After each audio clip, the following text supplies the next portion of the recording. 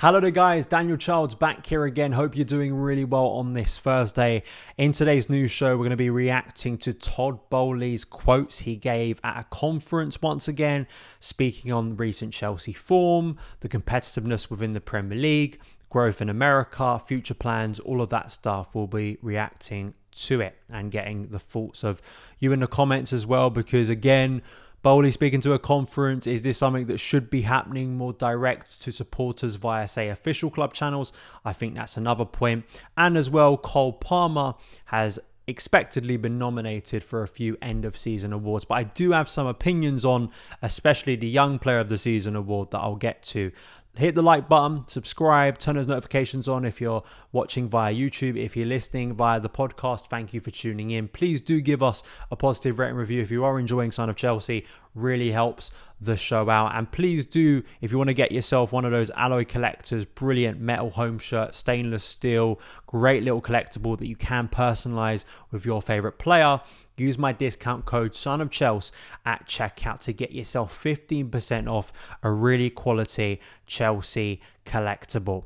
So Todd Boehly doing what he has done several times now, where he does open up, he does speak to media or conferences. We saw a business conference in New York shortly after the takeover in 2022, where he gave some interesting quotes. I believe we covered it on the show.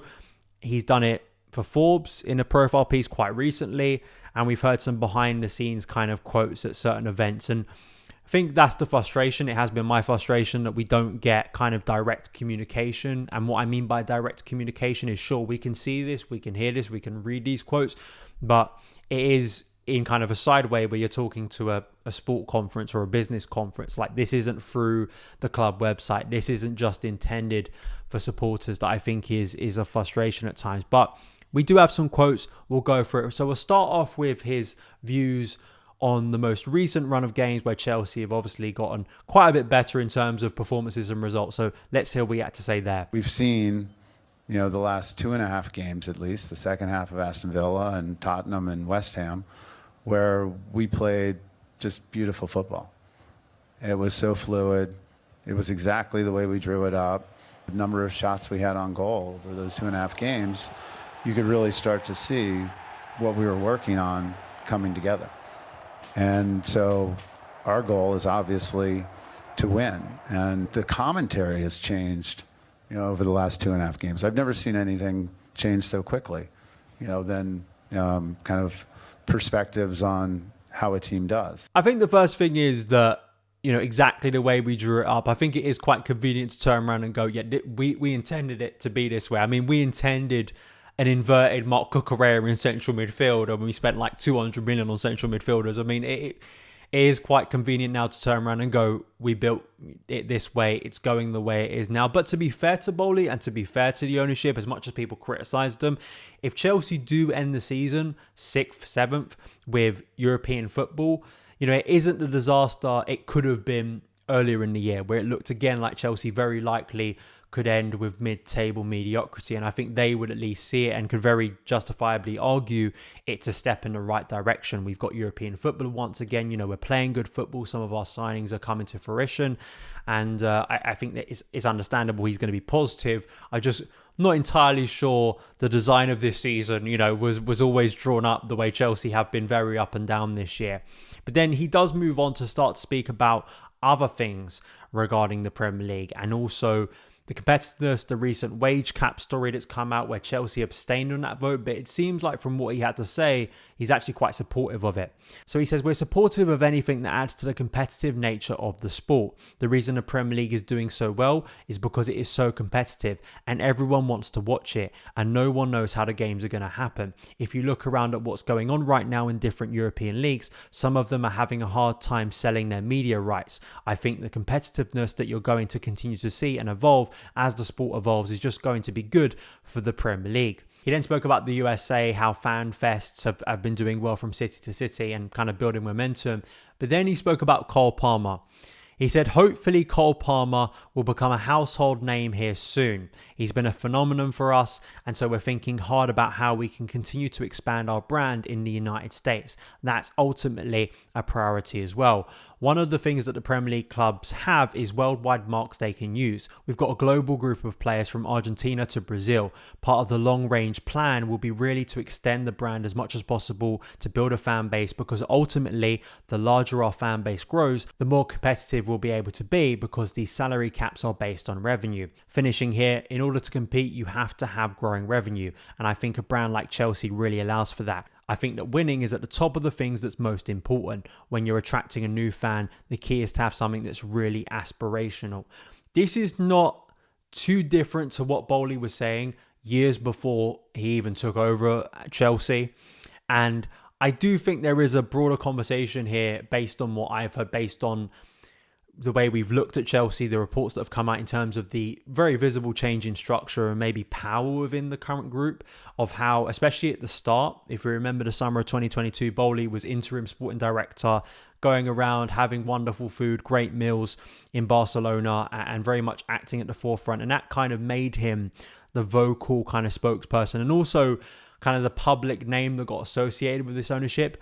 But actually, for people who've been following it, it has changed. There is definitely a sense that Todd Boehly and the sporting directors and Clearlake have taken a much firmer hold on the power, where Boehly doesn't seem to be as at the driving seat as he once was. Now, I think for all the criticism you could have of Boehly and the ownership, I do ponder whether that has caused some issues internally. But then also, Boehly very much, again, speaking about winning, speaking about knowing that, especially with the Dodgers, it is about a successful team. Whilst maybe at times it has felt like watching Chelsea's business hasn't always felt like that's been kind of the main priority, or at least with the way they've gone about this experiment of signing so many young players, you do naturally lean yourself in knowing that you have to give more patience and time to that process, if you want to call it. So I think Boehly, for me, has always spoken like someone who, on sort of a scale of understanding it to not understanding it, I've always been more supportive of what Boehly is at to say, because I think he is someone that seems to understand it a little bit more. I think that conflict between what maybe Clearlake wants, what someone like Todd Boehly wants within the structure, may be a little bit different. So I like what I heard at the end there. I think in terms of the direction of the club has to be about getting back to the top as quickly as possible, because they've invested so much that it kind of forces their hand in that sense. They know they have to get European football. They know that revenue has to increase, especially if things like PSR ain't going anytime soon, if FFP restrictions are going to increase, especially in European competition where it is a lot stricter, as we've covered before, than the Premier League. But the Premier League have been one of those few organisations to actually give out penalties for sort of breaking financial regulations in that sense. So we'll see how that all shakes out. I just personally think this would be a lot more powerful if it came direct to supporters. I still do think that going about business where you're speaking to conferences that have, business people there or some journalists there, and it's kind of, again, second hand towards fans, rather than how powerful would it be if they sat down Todd Boehly for an interview. I don't also see why that can't happen when Boehly is more than open to speak to brands like this, speak at conferences like this. It still quite confuses me, because if you're willing to speak in this sense, where those clips are going to end up in media, Chelsea media, like right here, where we're going to be speaking about it and reacting to it, why can't you do it direct to supporters? I just think that's a little bit hypocritical if people try and make excuses that, oh no, they couldn't do it for official channels. Why not? I think it's insulting our intelligence, and at times it does feel like with this ownership, it's a little bit tone deaf, and especially when you hear the comments of someone like Chris Jurasek, referring to fans as consumers, it also feels like maybe we're not entitled to hear what the project is. And, if you're in these business circles with billionaires, you are allowed to hear it. It doesn't come across in the best way. But I don't think all of his quotes here can be met with outrage. Like, I think a lot of the stuff is kind of what you'd expect from someone in his position, and hopefully it gets more positive over the summer. So those are my thoughts. Let me know your opinions on Boehly's quotes in the comments below.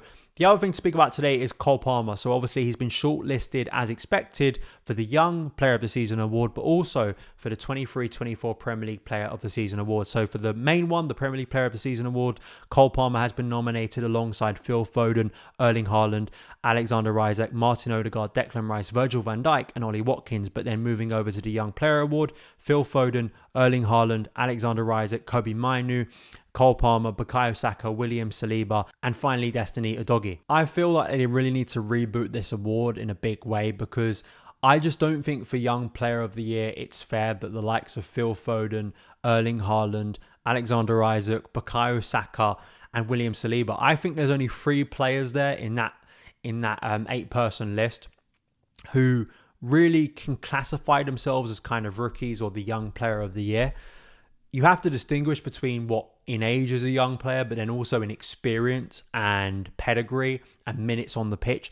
Bukayo Saka is not a rookie anymore. He is one of the most established players in the Premier League. Erling Haaland has been playing in Europe for a number of years at a very high level. So has Phil Foden. So has Alexander Isak. I mean, I think you could make that argument last season for him to be Young Player of the Year, but I think this year it's a little bit more ridiculous. He has been an established Premier League player now. He's had 2 seasons.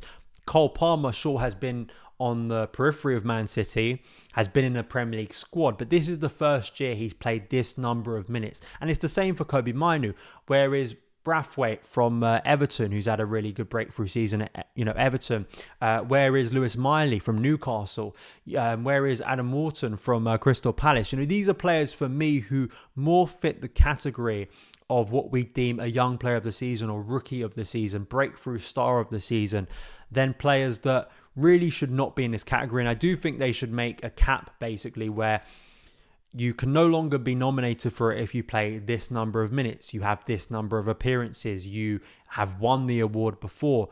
I think it's just a little bit weird to me, and it doesn't really reflect, I think, what the spirit of the award should be. Because to me, if Cole Palmer being nominated and maybe winning it this year, he should no longer be eligible to win it next year just because he's still a young player. I think that's a very fair point of view. Nicholas Jackson, for instance, probably classifies, even though his age is about 22 now, I think that he, arguably based on experience, has as much reason to be in this as a rookie or be someone having a breakthrough year compared to some of these other players. Do you agree? Do you disagree?